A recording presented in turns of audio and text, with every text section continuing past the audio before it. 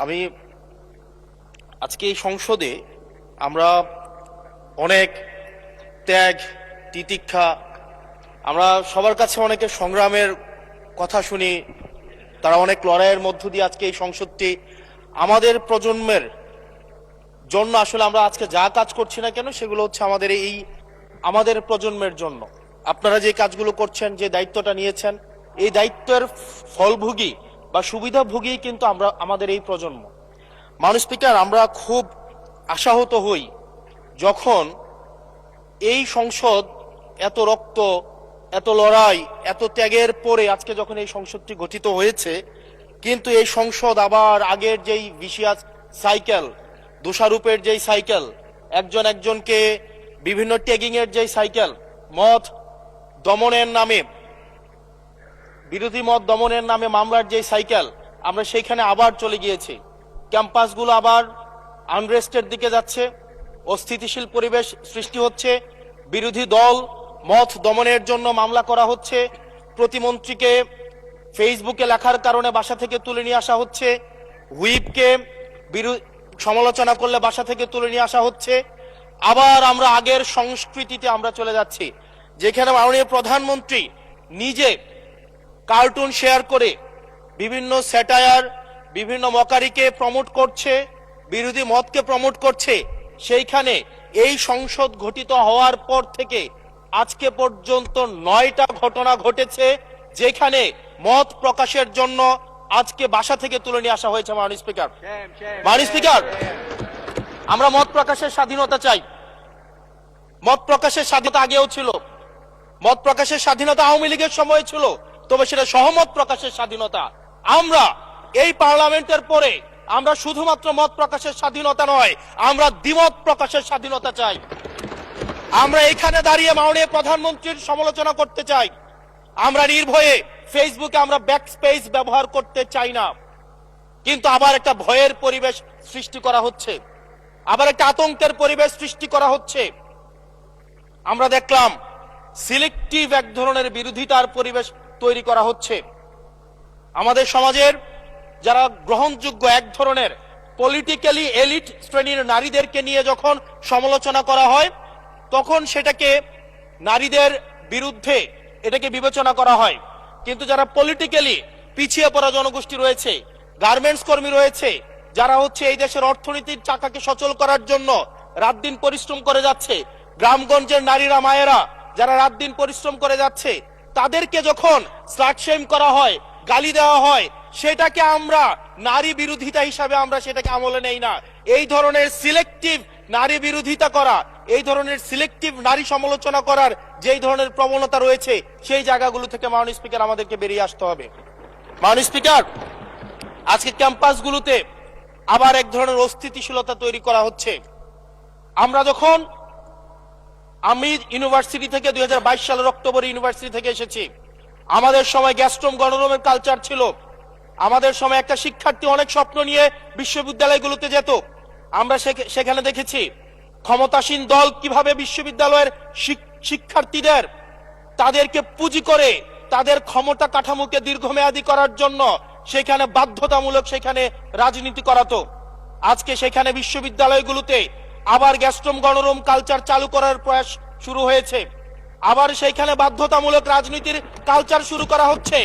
আমরা দেখেছি ক্ষমতাসীন যারা রয়েছে তারা তাদের সন্তানদেরকে বিদেশে রেখে নিরাপদ ভবিষ্যৎ নিশ্চিত করে, আর মধ্যবিত্ত সন্তানরা যাদের বাবা মায়েরা কলকারখানায় কাজ করে, যাদের বাবারা রেমিটেন্স যোদ্ধা, যাদের বাবারা কষ্ট করে তাদের সন্তানদেরকে বিশ্ববিদ্যালয়ে পাঠায়, তাদের সন্তানদেরকে ক্ষমতালোভী রাজনীতিবিদরা তাদের সন্তানদেরকে ব্যবহার করে তাদের ক্যারিয়ারে ঝুঁকিতে ফেলে তাদের গদি বা পাটাতন শক্ত করার জন্য নিজের সন্তানের ভবিষ্যৎকে বিদেশে রেখে নিরাপদে রাখে, আর পরের সন্তানের ভবিষ্যৎকে নিয়ে ছিনিমিনি খেলে। মাননীয় স্পিকার, আমরা এই সংস্কৃতির পরিবর্তন চাই।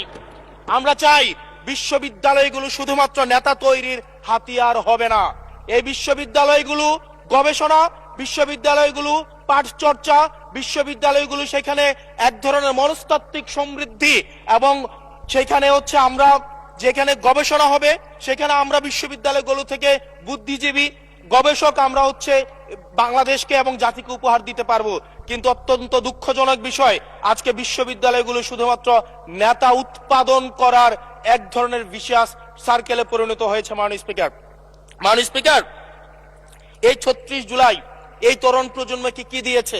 বক্তব্যের শুরুতে অনেককে স্মরণ করে আমরা ৩৬ জুলাইয়ে, এই জুলাইতে যারা আহত হয়েছে, ১৭ বছর ধরে যারা নির্যাতিত নিপীড়িত হয়েছে, তাদেরকে স্মরণ করতে আমরা লজ্জা পাই। মাননীয় স্পিকার, তাদেরকে মুখ দেখানোর আমাদের জায়গা নাই, আমরা তাদেরকে কিছুই দিতে পারি নাই।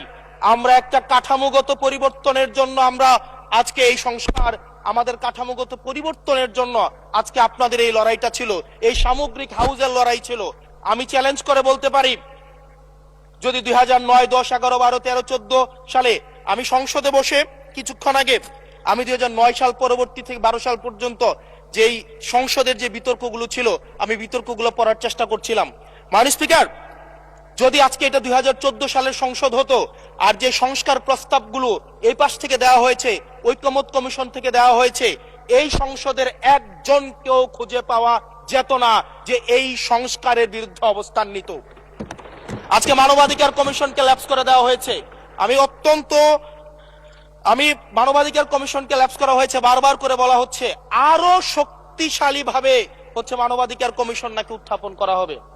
আজকে পুলিশ সংস্কার কমিশন, আজকে অর্ডিন্যান্স সেখানে বাতিল করে দেওয়া হয়েছে, বলা হচ্ছে আরো পুনর্বিবেচনা সাপেক্ষে সেখানে হচ্ছে এই সংসদ উত্থাপন করা হবে। মাননীয় স্পিকার, যদি সেটাকে সংসদ, সবকিছুই তো সংশোধনের মধ্য দিয়ে যাচ্ছে, যদি এটা নিয়তটা যদি সহি থাকতো, ওয়েল ইন্টেনশন যদি থাকতো, এই অর্ডিন্যান্সটাকে এখানে গ্রহণ করে পরবর্তীতে কিন্তু সংশোধন করা যেত। মাননীয় স্পিকার, মাননীয় সদস্য, আপনার সময় 2 মিনিট বাড়িয়ে দেওয়া হলো, 2 মিনিটে শেষ করুন। থ্যাংক ইউ মাননীয় স্পিকার, আজকে সরকারি দল, বিরোধী দল, এই সরকারি দল এবং বিরোধী দল একটা আপেক্ষিক বিষয়। আপনারা এই পাশে ছিলেন, এখন সময়ের পরিক্রমায় পাশে গিয়েছেন, আমরা এই পাশে আছি। যদি জনগণ চায়, আমরা যদি মানুষের ম্যান্ডেট নিয়ে এগিয়ে যেতে পারি, তাহলে সময়ের পরিবর্তনে এই সিট পরিবর্তন হবে। আমি আপনাদের সবাইকে আহ্বান জানাবো, প্রজন্মের ভাষাকে অনুধাবন করার চেষ্টা করুন। এটা আমি আমার নিজেকেও বলবো, প্রজন্মের ভাষাকে পড়ার চেষ্টা করুন। আমাদের প্রধানমন্ত্রী যিনি আছেন, মাননীয় প্রধানমন্ত্রী, ওনার সন্তান যেই প্রজন্মের, আমরা একই প্রজন্মের, আমাদেরকে ধারণ করার চেষ্টা, আমি চাইবো আপনারা সবাই আমাদেরকে ধারণ করার চেষ্টা করবেন। বিএনপির নয়, কেবল জামাতের নয়, কেবল এনসিপির নয়, বাংলাদেশের মানুষের স্বার্থ, বাংলাদেশের মানুষের আকাঙ্ক্ষা, বাংলাদেশের মানুষের স্বপ্ন বাস্তবায়ন যেন আমরা করতে পারি। মাননীয় স্পিকার, এই চেয়ার আমি অনুধাবন করতে পারছি জনগণ বিচ্ছিন্নতা তৈরি করে। এই সংসদে বসে, এসি রুমে বসে, এসি গাড়িতে চলে, মিনিস্ট্রির এসিতে বসে, বাসার মধ্যে 24/7 আনইন্টারাপ্টেড ইলেকট্রিসিটির মধ্যে থেকে জনগণের সমস্যা বোঝা যায় না। এই জন্য এই সংসদে যখন আমরা দাঁড়াই, আমরা জনগণের সমস্যা অনুধাবন করতে পারি না। আমরা এই সংসদে বসে যদি আমরা লোডশেডিং এ আমরা খুঁজি, এই সংসদে বসে লোডশেডিং পাওয়া যাবে না, এই সংসদে বসে জনগণের সমস্যা পাওয়া যাবে না, এই সংসদে বসে সবকিছুকেই, মাননীয় স্পিকার, আমরা যে এই বাংলাদেশের সবচেয়ে সুবিধাভোগী মানুষের মধ্যে এই সংসদে যারা বসে আছি, বাংলাদেশের সবচেয়ে ফেসিলিটেড মানুষের মধ্যে আমরা অন্যতম। মাননীয় স্পিকার, আমাদের জনগণের কাছে যেতে হবে, জনগণের আশাগুলোকে, সময়গুলোকে, স্বপ্নগুলোকে আমরা রাজনৈতিক ভাষার মধ্য দিয়ে, কর্মসূচির মধ্যে সেগুলোকে বাস্তবায়নের জন্য আমাদের সবাইকে সমন্বিতভাবে, ঐক্যবদ্ধভাবে কাজ করার প্রয়াস আমাদেরকে থাকতে হবে। আবার যদি আমরা বিভাজনের রাজনীতিতে যাই, তাহলে সেখান থেকে বিএনপি বেনিফিটেড হবে না, এনসিপি বেনিফিটেড হবে না, জামাতে ইসলামী বেনিফিটেড হবে না, সেইখান থেকে বেনিফিটেড হবে আমরা জুলাইতে যাদেরকে আমরা পরাজিত করেছি, তারা বেনিফিটেড হবে। মাননীয় স্পিকার, ধন্যবাদ। ওকে, লাস্ট মিনিট। সেজন্য আজকে এই সংসদে আমাদের একটা ন্যাশনাল এগ্রিমেন্টের দিকে যেতে হবে। আমরা পলিসির জায়গায় আমাদের বিরোধিতা থাকবে, পলিসির জায়গায় আমরা এগ্রিমেন্টের মধ্যে থাকবো, কিন্তু আমাদের একটা রেড লাইন টানা উচিত। এই লাইনটা আমরা ক্রস করব না। আমরা যখন শুনতে পাই যে একটা রাজনৈতিক দলকে নির্মূল করার আহ্বান একটা সরকার দল থেকে আসে, সেই বাংলাদেশে আমরা মাননীয় স্পিকার ফিরতে চাই না। মাননীয় স্পিকার, আমরা এখানে আমরা কনস্ট্রাকটিভ ভাবে পলিসির জায়গা থেকে আমরা আর্গিউ করব, আমরা এগ্রি করব, আমরা ডিসএগ্রি করব, কিন্তু মাননীয় স্পিকার, নির্মূলের রাজনীতি, বিনাশের রাজনীতি, দমনের রাজনীতি, পীড়নের রাজনীতি যদি আমরা বাংলাদেশে আবার পরিচয় করাই, ইন্ট্রোডিউস করাই, সেইখান থেকে এই সংসদের কেউ বেনিফিটেড হবে না। বেনিফিটেড হবে আমাদের সবচেয়ে বেশি যারা আমাদের এই বাংলাদেশটাকে ঝুঁকির দিকে ঠেলে দিয়েছে, সেই অপশক্তি হচ্ছে মাননীয় স্পিকার বেনিফিটেড হবে। সেজন্য আমরা ঐক্যবদ্ধভাবে ধন্যবাদ। বাংলাদেশটাকে বিনির্মাণ করি। ধন্যবাদ মাননীয় সদস্য।